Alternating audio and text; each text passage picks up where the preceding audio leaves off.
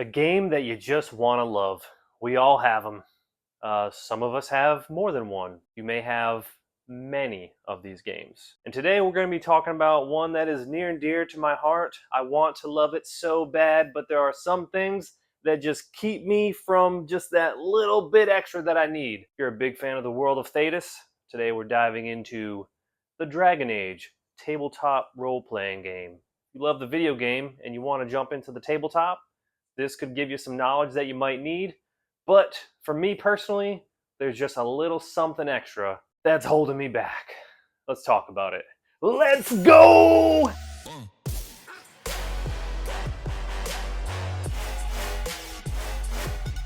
Hey there, gamers. Welcome back to the channel. I'm Sacred with Sacred Art of Gaming, where we unlock the dice within and transform our roles into critical successes.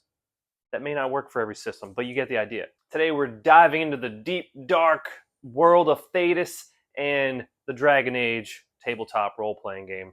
So there are things that I love about it. Anytime I'm talking about something that I wish I could love more, it's because there's something there. There's something there that I love it. I need it. I need more of it. And maybe I will hack it apart and take it out of that system and implant a Frankenstein version of it into a game that I do enjoy fully. But in this case, there are some things that are holding me back, and we're going to break them down.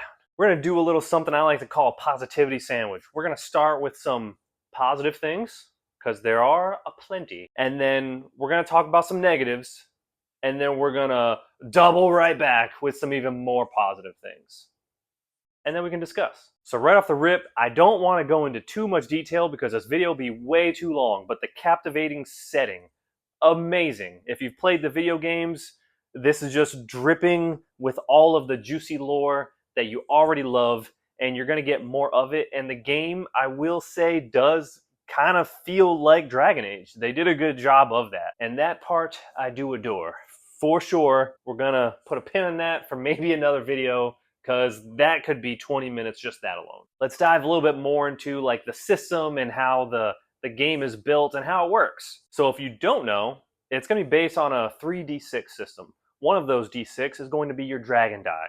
And the core of this, which we'll definitely discuss more later, if you roll doubles on any of your dice, let's say, so you're rolling 3d6, two of them are a 4, one of them is a 3, and let's say the one that is a 3 is on your dragon die.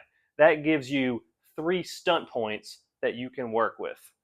More on that later. When you roll those 3d6, regardless if they match or not, you're going to add those numbers up, and then you're going to add them to any additional modifiers that you may have. Your modifiers are going to include, but not be limited to, your character stats. So your character, may be good at, let's say it's dexterity, for example. Let's say it's dexterity, and your character gets a +2 bump. However, this specific thing is acrobatic in nature. Maybe you're trying to dive out of the way of something that's exploding. A lot of explosions in my channel. So if you have a focus in that, very similar to D&D in a sense, just a different way of doing it. But if you have a focus in something, you get an additional +2. You much later get that +2 only goes up 1 to a +3, but that's like way later. That's like after level 10. So long story short, let's say this is acrobatics. They're getting +2 from the dex, an additional +2 from their acrobatics. They roll, what did I say? 2 4s and a 3. That's 8, 11, plus another 4 from those 2 bonuses. It's a total of 15. Now that you got the basics, and you're going to have your typical D&D type stats. We're not going to dive too much into that. That's great. The only thing that is a little different that is kind of neat is that archers or range attacks, it's going to use perception instead of dexterity, which is kind of neat. I don't know that I'm like, oh my god, I love it for that reason, or I hate it for that reason, but it's neat. So things like backgrounds, I'm always going to love.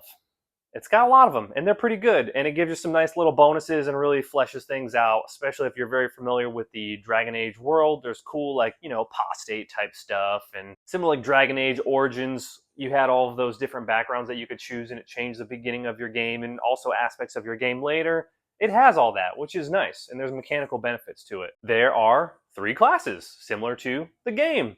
And also similar to the game, there are specializations, which we will also talk about a little bit later. So you do have your 3 classes, your mage, your rogue, and your warrior. You might say, oh my god, that is not enough options. I'm used to D&D 5e where I've got like 27 billion, quadrillion, a million options, and I can't play with any less than that. Hold your horses. You have the 3 starting classes. This does a similar thing to like Shadow of the Demon Lord, which I think might be why I love so many aspects of this game. You start with 3 classes, and then you have your specializations later, kind of like you have in the video game. You see how this is a lot of stuff tying directly into the video game. For example, you may have something as simple as the marksman coming from the rogue, or something as crazy and adored by me as the arcane warrior if you're a mage, which the arcane warrior is kind of OP in all aspects of all the video games and this game. Also, kind of similar to Shadow of the Demon Lord, you have your major and minor actions. I dig that too. It's simple. I like it. 2 thumbs up. Something that I like a little more than I think I would have when I initially read it is like weapon groups. Pretty neat. Something like light blades and heavy blades, for example, and they took the risque choice of taking the longsword and putting it into heavy blades, which honestly I'm on board for. I agree, but it was a bold choice. So instead of breaking down, proficiency and talents for every single weapon, and kind of turning things into a skill-based game, you kind of just put things into categories, which as humans, that's what we do. So they did that, and I think it works pretty well. Smaller, the light blades are things like short swords and daggers. Bigger, heavy blades are going to be things like your claymore, but also your longsword. Dig the weapon group. And last but not least, for the first slice in our positivity sandwich is going to be the goals and ties. And this is why this is sweet. This is definitely something that I recommend you pull into your game. This is a perfect session 0 tool that you can use. Your goals are going to be the complications kind of like for yourself. Those are going to be a little bit more on the selfish side for your character. However, for your ties, that's where the real magic happens. Because the ties, that's what's going to tie the characters to another character in some direct or indirect way. And that is just, some great things come from that. You may start your character one way, and by the end of that session 0, that honestly, now that I think about it, that was probably one of the most fun session 0s I ever had, was doing those goals and ties. And it's because of those ties where it's, a character is realizing that they're doing this thing and another character's doing this thing, and they're like, wait a second, there is a through line here that we can use, and maybe we can go the obvious route, maybe we can go the less obvious route. Either way, it's a lot of fun. All right, let's go into the negatives. For me, you may like some of these, and that's fine. I liked some of these things on paper, but in practice, as many things, which is probably going to be the bane of this whole type of video that I'm going to make, because there's other ones too. Ars Magica, I'm looking at you, where there's just something so great in there, and there's some things that look good on paper, and then in practice it's kind of meh. Man, I had such high hopes, and just an aspect of it slowed things down. And here we go. The Dragon Die. Oh man, the whole gimmick for the whole system. The Dragon Die. Here's why I don't like the Dragon Die, because the Dragon Die is tied to stunts. And what happens, in my experience, is that someone rolls doubles, and then they have to pull up the chart of the different stunts that they can do. We're going to talk about combat, but it does apply to other things too. We're going to mainly talk about combat here. So let's say they roll doubles, and they're like, oh, okay, well, there's a big grouping of, or let's say it's a heavily armored enemy. And they're just like, oh, cool, I've got X amount of points. Hopefully I can do armor piercing and make it an extra piercing attack. No, you can't. You don't have enough points. So then that person, they pull up this chart in the middle of combat on their turn, because there's no way they could have known the future of how many points they were going to get. So they're looking, and they're kind of weighing the pros and cons of each one that they can't afford, and then inevitably they go with a meh choice where it's like, I guess I'll do this because I can't do the thing I want to do, while the whole game slows down. It's not like the table's huge, it's not like there's a ton of options, but that time is time nonetheless, and every time it happens, that builds up and is going to drag out combat just a little bit, and then a little bit more, and then a little bit more, and then a little bit more. Also, it feels like more often than not, you don't get the option that you need. When you do get the option you need, don't get me wrong, it's amazing. You're like, yes, I have lightning attack and there's all these minions. I am gonna go to town on all of these enemies. Ugh. And that's great. But I don't think it's enough to offset the slowdown and the feeling of just kind of like, meh. I would prefer to have all of the options available to me and to be able to make those decisions and have a little bit more agency as the player, is my opinion. And maybe there's some pros and cons to that. There's definitely games that do things like that.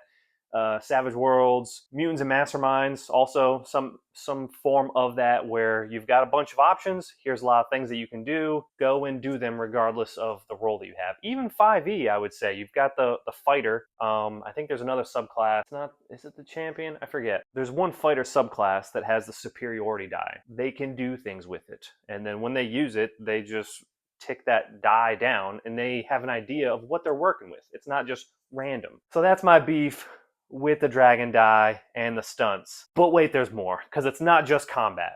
It feels a little strange that the stunts apply to social encounters and exploration. It's very rare that the options that you have there, and don't get me wrong, you don't have to play with them, but it is like a part of it's like their selling point for the system. You're like exploring, and then the thing that you get is, oh, well, you can maybe explore a little more with the time that you have. And then suddenly the GM's like, oh, I wasn't really even tracking the time. Now I have to track the time so that you feel like you're getting a benefit. And it just, the social and more so the exploration, but the social side too, just feels like you're not getting enough out of it. I feel like it maybe could have been better, but when it pops up, it's just kind of like, oh yeah, let's look at those tables that we never look at. And then you look at the tables and you're expecting something neat, and you look at it and you're like, oh, okay, I guess I will make sure that this person believes me. I don't know, just strange. This is a minor gripe, but this book is massive. You realistically only need like 100 pages of it. It's like 450, give or take.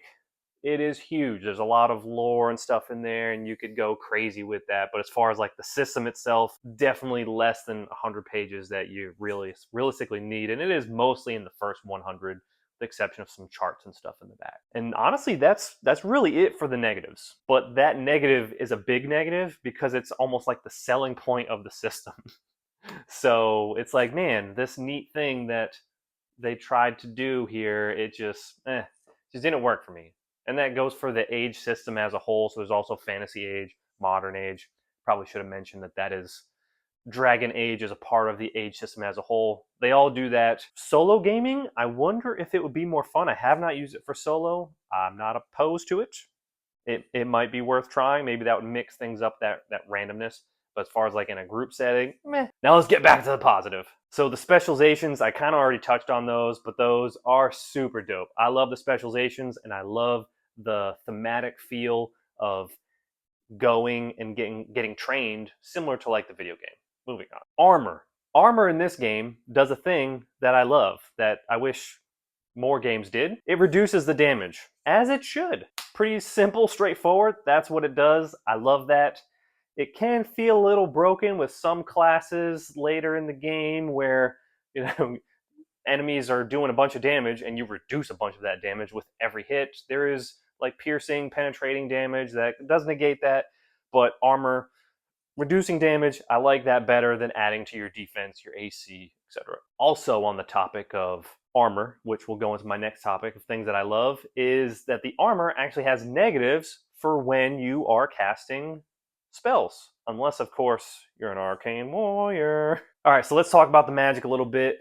The magic, really cool. Again, somewhat similar to Shadow of the Demon Lord in how it works. It's kind of like a skill tree, similar to the video game, and you do have your like schools of magic as well. For example, you have Primal. The Primal Magic School will give you something like Winter's Grasp. Gives you your more like elemental stuff. And there's going to be prerequisites so that you may start with something like Winter's Grasp and eventually go down that tree to get something like Blizzard. And it does use mana points, so there's going to be the skill tree in play to kind of balance things out, as well as the usage of the mana points. You do get quite a bit of mana points as the game goes on, though, and as you get up in level, it does feel like you can cast quite a few spells. So yeah, that magic, super thematic, really cool. Also has its own stunt rules, which I think of the stunt tables that I rolled on, that one may have been my favorite. It was interesting, but again, I can't plan for it. That one hit just a little bit better because it almost just felt like bonuses as opposed to removing the agency of combat options that you already have in other games. And that's pretty much everything. So the on the negative side, the big thing for me is the dragon die. The stunt tables and stunt points really kills it for me. Might be really cool for solo in a group, slows things down, feels like it removes agency. However, the magic, the specializations, the armor, those are some high points for me, as well as the goals and ties, super neat, background, super neat. Not that that's necessarily anything crazy, but it just feels that much more thematic, having a lot of experience with Dragon Age. So you may ask me through your screen, whisper into your speaker, say, but Sacred, it sounds like you really like this game. You're visibly excited. Why are you saying you wish you could love this more? It sounds like you already love it. And to answer your question, I do love it. But that stunt die really holds things back for me. Shadow of the Demon Lord exists, as well as the new one with the weird wizard. With that said, I could just play Shadow of the Demon Lord that does a lot of similar things, but without the negative, unfortunately. So that's where I wish I could love it more. I do like to take things from it and put it into other things, but in the heat of this video, I realized that that randomization with the stunt die actually might be good for solo play. Have you tried it? Let me know down in the comments. So thanks for joining me. My name is Sacred with Sacred Art of Gaming as we transcend our games on another plane of existence together. Feel free to join me. Like, comment, subscribe, do the things, hit the gong. We're gonna talk about games. We're gonna compare things that are not games to games. It's gonna be just game crazy up in here. Thank you for joining me on why I wish I could love the Dragon Age TTRPG more. So until I see you next time, you sacred gamers, this is Sacred signing out. Till our next adventure. I'm out!